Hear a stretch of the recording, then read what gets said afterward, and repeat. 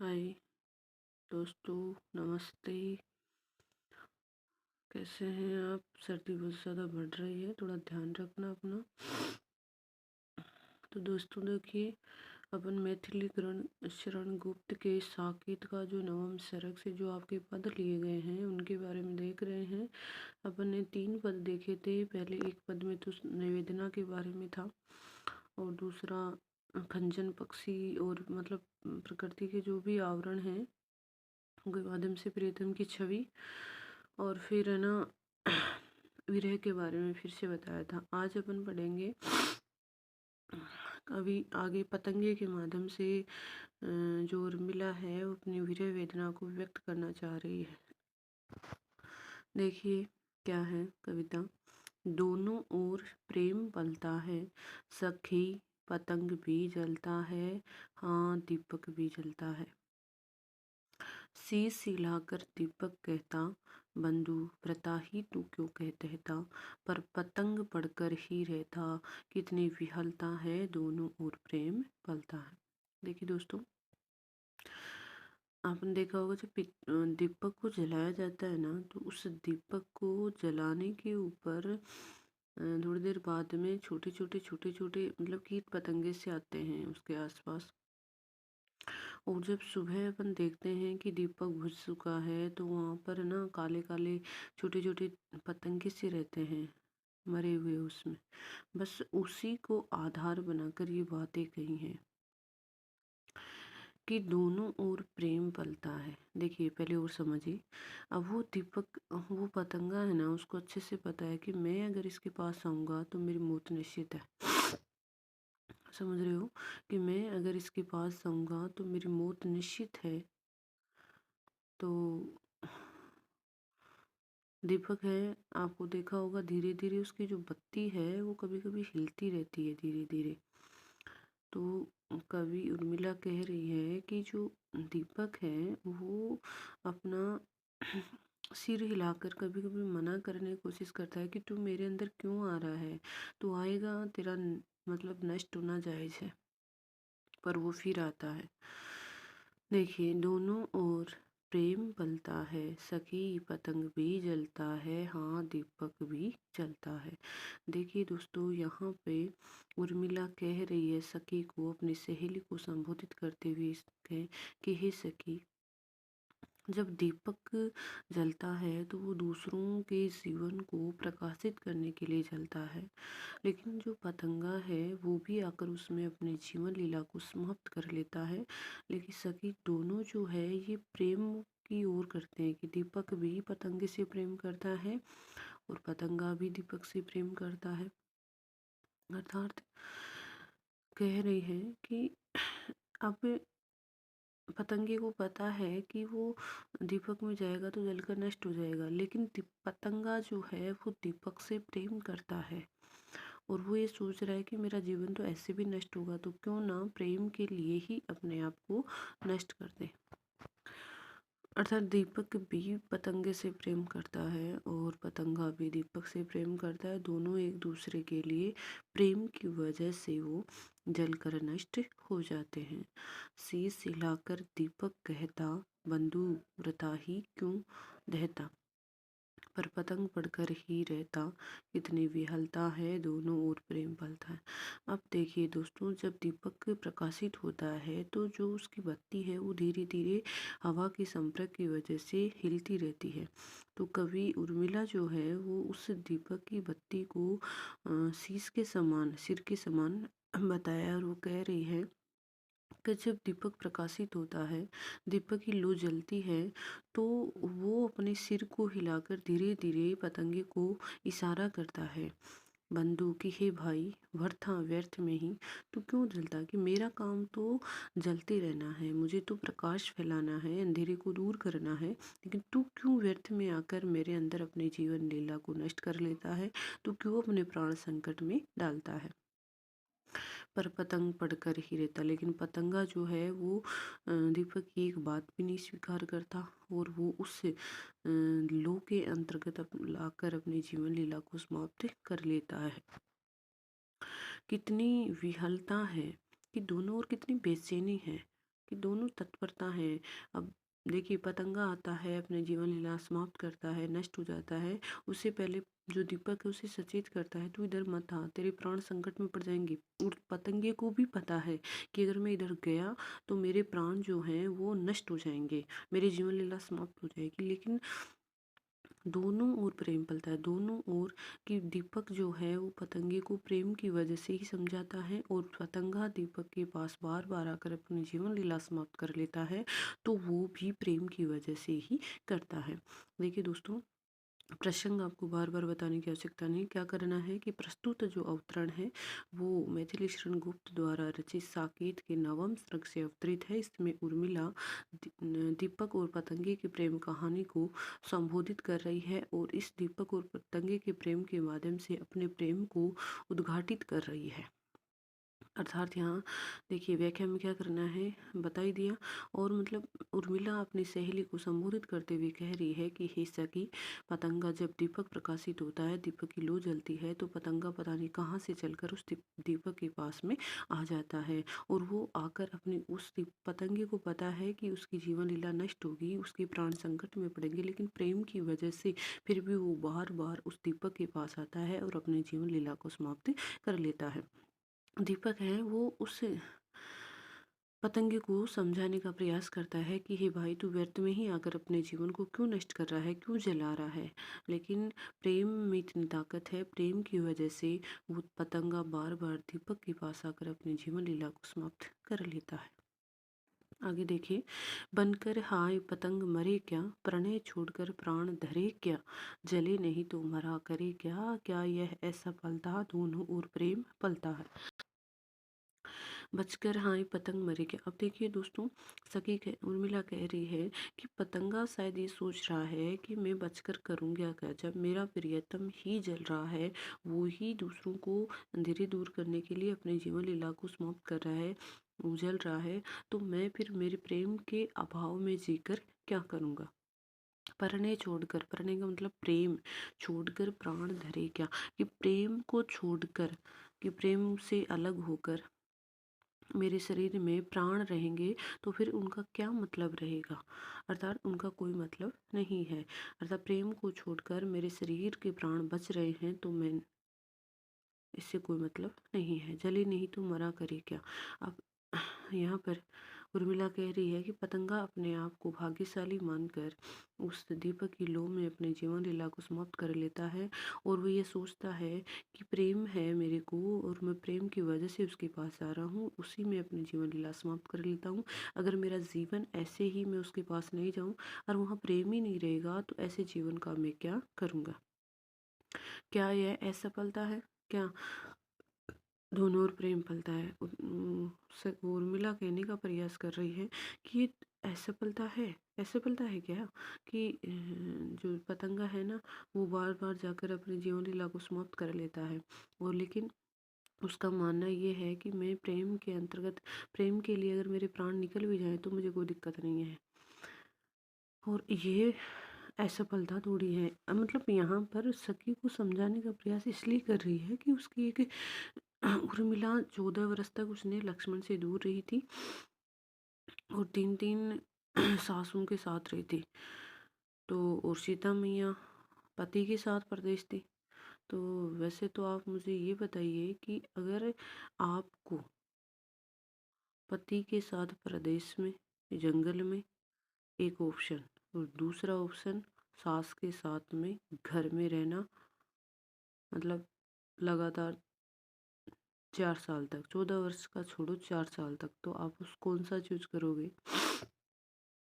उस वक्त आपको ये लगेगा कि चाहे पति कहीं रहे, मैं तो पति के साथ ही रह लूँगी, सास के तानों से तो बेटर है कि मैं उन्हीं के साथ रहूँ। तो पहले अब मुझे ये बताइए अपने ऊपर लेके कि उर्मिला ने वनवास काटा था या सीता मैया ने वनवास काटा था।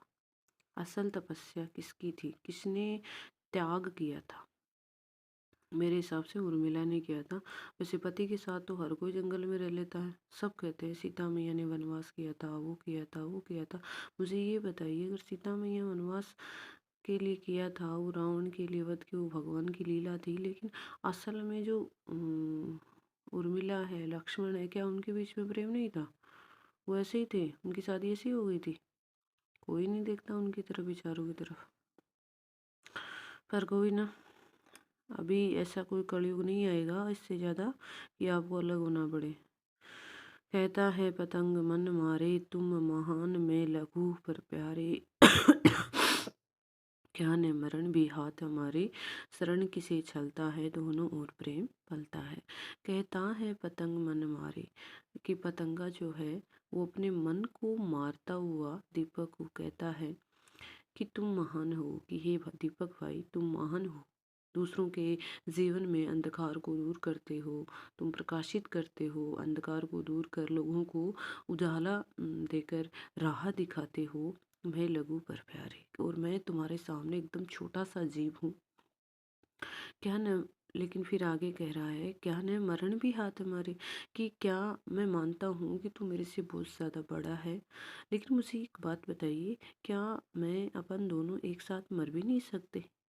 मतलब प्रेम के साथ कह रहे हैं। शरण किसे चलता, मैं तुम्हारी शरण में आया हूँ, और शरण में आए हुए व्यक्ति के साथ में कौन धोखा करता है भला, कौन उसे छल करता है? तो पतंगा कह रहा है कि हे दीपक, मैं मानता हूँ कि तू बड़ा है, लोगों के जीवन में प्रकाश फैलाता है, और तू तो इतना महान है, मैं तेरे सामने बहुत छोटा जीव हूँ, लेकिन क्या मैं तेरे साथ में मर भी नहीं सकता, मेरे प्राण भी नहीं त्याग सकता? अर्थात मैं तुमसे प्रेम करता हूँ, और प्रेम में मैं तुम्हारी शरण में आया हूँ, और शरण में आए व्यक्ति के साथ में कोई भी है वो धोखा नहीं करता है। आगे वो समझाने का प्रयास कर रही है, दोनों ओर प्रेम फलता है, कि सकी दोनों तरफ प्रेम उत्पन्न है।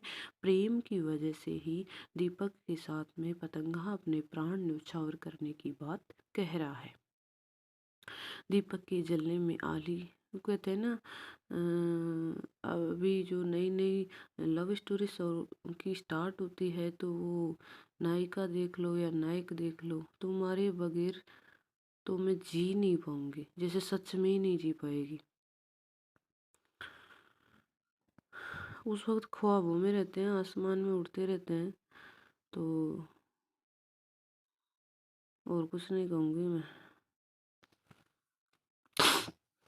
दीपक के जलने में आली, अब आगे उर्मिला अपनी सहेली को कह रही है, आली का मतलब सखी, फिर भी है जीवन की लाली, की हे सखी, दीपक के जलने से व्यक्ति के जीवन में लालिमा आती है, अंधकार को दूर करता है, प्रकाश फैलाता है, वो लोगों को राह दिखाता है।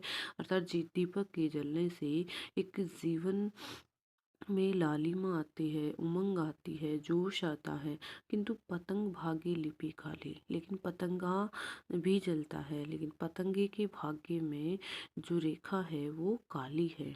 अर्थात पतंगा चाहे कितनी भी कोशिश कर ले, वो उसका जो जीवन है वो दूसरों के काम में नहीं आएगा। वो पतंगा दीपक से प्रेम वश होकर उसके पास आता है, लेकिन अंत में उसी के संपर्क में आकर प्रेम के लिए अपने प्राण त्याग देता है।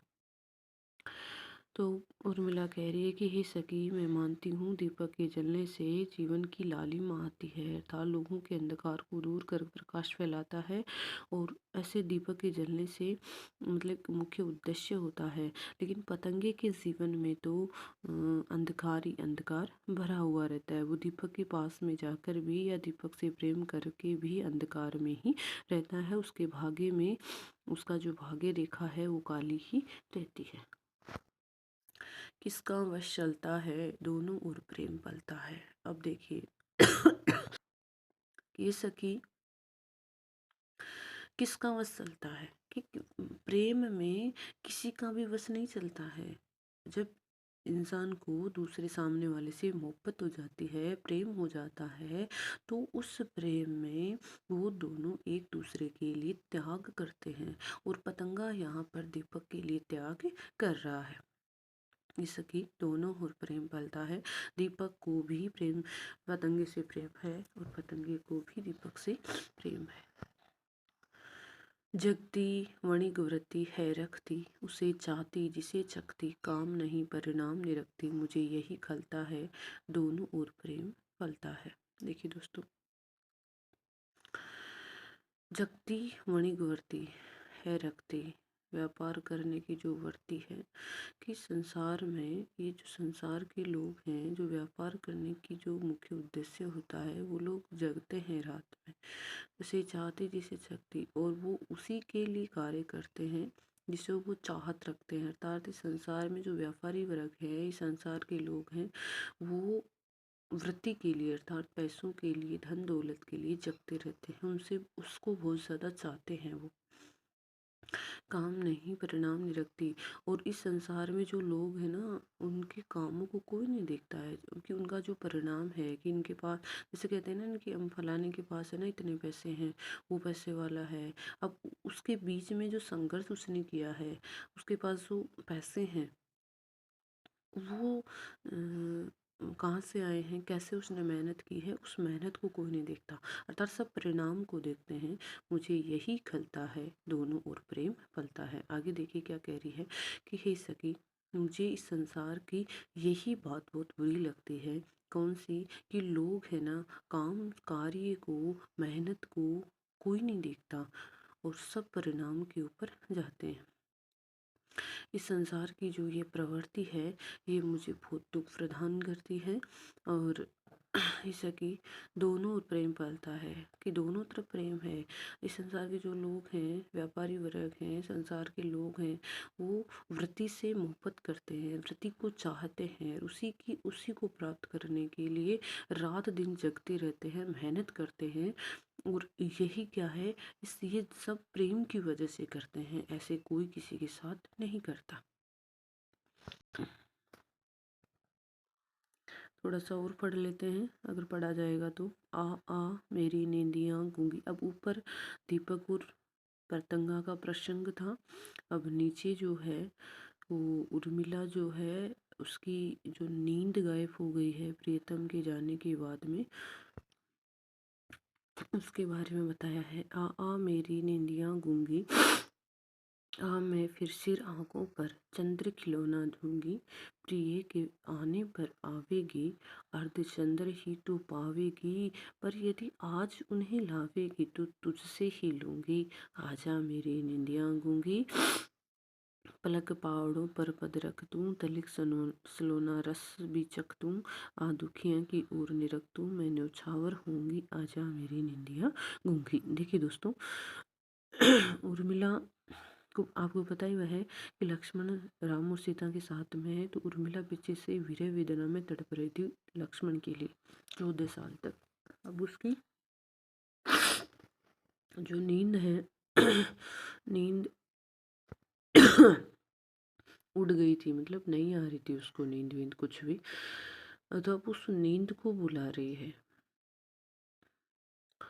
कहते हैं ना कि विरह में सब कुछ सहन करना पड़ता है, उसे कहते हैं रोना भी होगा, तड़पना भी होगा, या फिर एक गाना और भी आता है ना, मेरा चैन वैन सब उजड़ा, तो वो मोहब्बत के कारण ही होता है। आ आ मेरी निंदियाँ गूंगी। अब उर्मिला विरह वेदना में तड़प रही है, उर्मिला लक्ष्मण के विरह की वजह से, विरह में तड़पने की वजह से उसकी रातों की जो नींद है वो गायब हो गई थी, नींद नहीं आ रही थी, तो उस नींद को बुलाती भी कह रही है कि हे निंदिया रानी, गूंगी का मतलब मौन, कि मौन रहने वाली निंदिया, नींद तू मेरे साथ आ, मेरे पास आ जा, मैं सिर आंखों पर लेकर चंद्र खिलौना दूंगी, कि मैं तुझे मेरी सिर आंखों के ऊपर रखकर तेरा स्वागत करूंगी, और तू जब मेरे पास आएगी तो मैं तुझे चंद्रमा का खिलौना दूंगी। हे नींद तू मेरे पास आ जा। अर्थात उर्मिला को नींद नहीं आ रही है, तो नींद को बुलाती हुई कह रही है। अब सोच लो आप, जब किसी से प्रेम उत्पन्न होगा, प्रेम होगा तो क्या होगा, ये सब आपके साथ भी होगा। नींद नहीं आती, 1 बजे सो गए, 2 बजे सो गए, फोन चलते रहेंगे। आ मेरी निंदिया गूंगी, आ सिर आंखों पर लेकर चंद्र खिलौना दूंगी, कि हे निंदिया रानी, हे मतलब हे नींद, तू मेरे पास आ, मैं तेरे को सर आंखों पे रखूंगी, तुझे चंद्र खिलौना प्रदान करूंगी। अब आगे कह रही है उर्मिला, प्रिय के आने पर आवेगी अर्धचंद्र ही तू पावेगी। कि हे नींद, अगर तू मेरी प्रियतम मेरे पास में आएंगी तब तू मेरे पास आएगी तो तुझे आधा चंद्रमा ही मिलेगा। अर्थात जब अब तू मेरे पास आएगी तो मैं पूरी तरह से तेरे को सर आँखों पे रखूँगी, पूरी तरह से मेरी आँखों में तुझे छुपा कर रखूँगी। और लेकिन तू अब नहीं आ रही, तू जब मेरा प्रियतम मेरे पास आएंगे, जब मैं उनके साथ बात करूँगी तब तू मेरे पास आएगी और तब तुझे इतना सत्कार नहीं मिलेगा।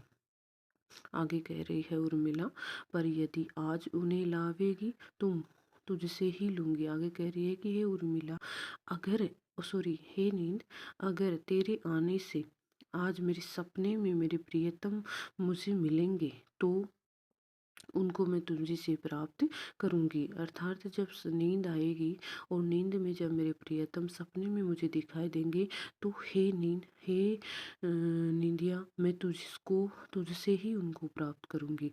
अर्थात मैं नींद में उनसे बात करती रहूँगी, उनसे मिलूँगी तो वो सब तेरी वजह से ही होगा। आ जा मेरी निंदिया, हे मौन रहने वाली नींद, तू मेरे जीवन में आ और मुझे खुशी प्रदान कर।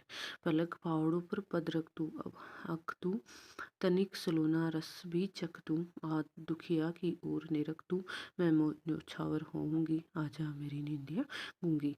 कि आगे वो कह रही है कि कैसे आना है उसको, तो वो कह रही है पलक पावड़ों पर पद रख तू, कि हे नींदिया, तू अपने पैरों को मेरे पलक रूपी किवाड़ पर अपने पद का मतलब चरण रखे आ। कि हे निंदिया, तू मेरी आंखों की पलक रूपी किवाड़ों के ऊपर अपने कदमों को रखकर मेरे पास आ, तलिक सनोरा रख सक भी तू।